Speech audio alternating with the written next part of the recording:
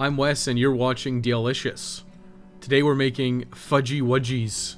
Fudgy Wudgy is a stovetop cookie bar that uses graham crackers instead of flour. Then it's iced and served. Mom likes this as an emergency, people are coming over unexpectedly kind of treat.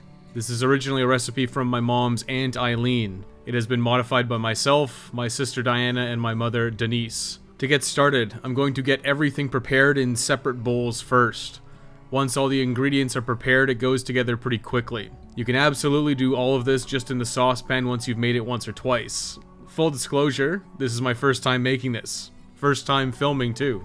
First up is half a cup and 2 tablespoons of butter. Room temperature or cold is fine since this is all getting melted down anyways. If you prefer weight and want to replicate this exactly, the butter worked out at 166 grams. Next up is white granulated sugar. The sugar is equal parts by volume to the butter, so it's also a half cup and 2 tablespoons. By weight, the sugar ended up at being 158 grams. Fudgy Wudgy is chocolate based, so you'll need cocoa powder. 3 leveled off tablespoons, which worked out to be exactly 25 grams. The binding agent in Fudgy Wudgy is graham crackers instead of flour. You'll need 250 grams of graham crackers. I went ahead and went a little over, since there were 2 lone graham crackers left out of the package. This ended up being 2 of the 3 packages in the box, which is absolutely a mom-style measurement. If you go too much over, you can get a dry cookie, so don't go too far off of that 250. Now you'll need to crush the graham crackers into chunks. You can use a potato masher, or just use your bare hands if you're an animal like me. My mother and sister are very picky of the size of the graham crackers, and they like it a bit chunkier. But you'll want to make your mix look something like this. Graham cracker dust is inevitable, but try to avoid too much dust as it can make your cookie dry.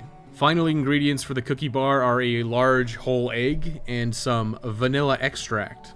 And now it's on to assembly. In a saucepan over medium to high heat, melt all of your butter. Once the butter is fully melted, you should lower the heat and then add the sugar, followed by the cocoa powder, and melt all of it together while mixing.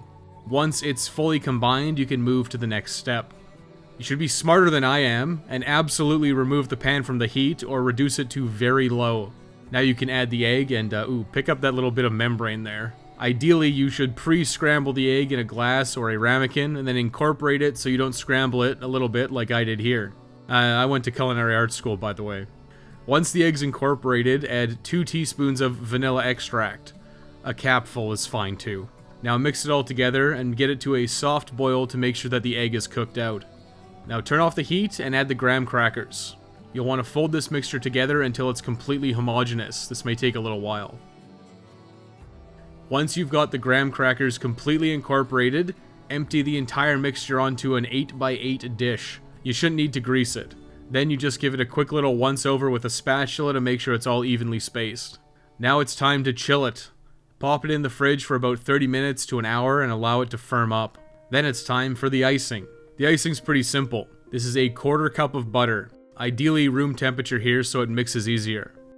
Then you'll want 2 cups of icing sugar.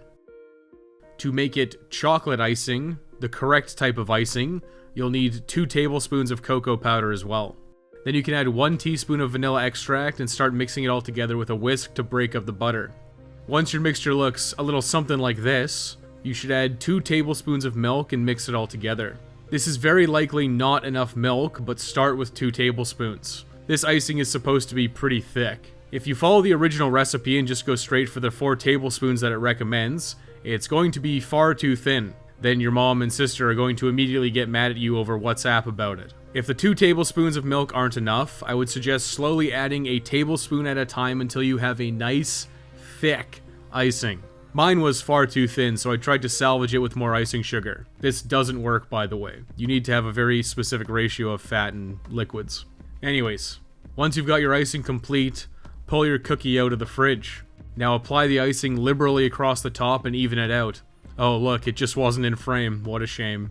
Now you can throw it back in the fridge for another 30 minutes or so until you're ready to serve it. Then you can just leave it out at room temperature from then on. You can cut it into however many pieces you want, but I'm not your dad. 3x3 for 9 pieces is standard, but this is pretty rich, so you might want to make them smaller.